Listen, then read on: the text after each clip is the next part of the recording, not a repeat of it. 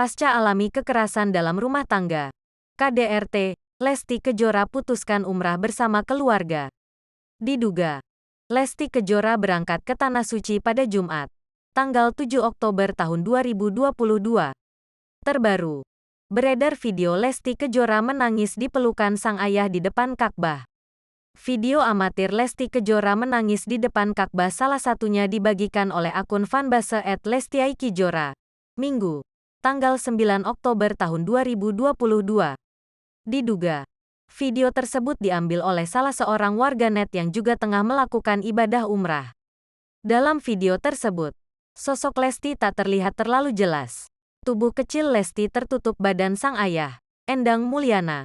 Sekilas terlihat ayah Lesti mengelus punggung putrinya. Endang juga terlihat mengecup kening Lesti. Video Lesti Kejora menangis di pelukan sang ayah di depan Ka'bah. Tak berselang lama, Endang tampak memalingkan wajah dan mengusap air matanya yang tumpah. Ibunda Lesti, Sukartini pun tampak berusaha menenangkan putrinya. Dari kejauhan terlihat momen Sukartini mengelus punggung Lesti. Sebelumnya, beredar foto Lesti saat berada di Mekah. Potret tersebut dibagikan oleh akun Instagram fanbase @alfatih.love. Sabtu, tanggal 8 Oktober tahun 2022. Dalam foto yang beredar, Lesti tampak mengenakan baju ihram. Wajahnya tertutup masker. Namun dari matanya tampak jelas jika sosok tersebut adalah Lesti Kejora. Mata Lesti dalam foto tersebut tampak sayu. Pandangannya terlihat kosong. Istri Rizky Bilar ini tampak menggendong buah hatinya. Muhammad Leslar Al-Fatih Bilar alias Baby L juga terlihat mengenakan ihram untuk bayi. Tidak diketahui kapan-kapan foto tersebut diambil. Dari keterangan tertulis saat itu Lesti tengah berada di Mekah.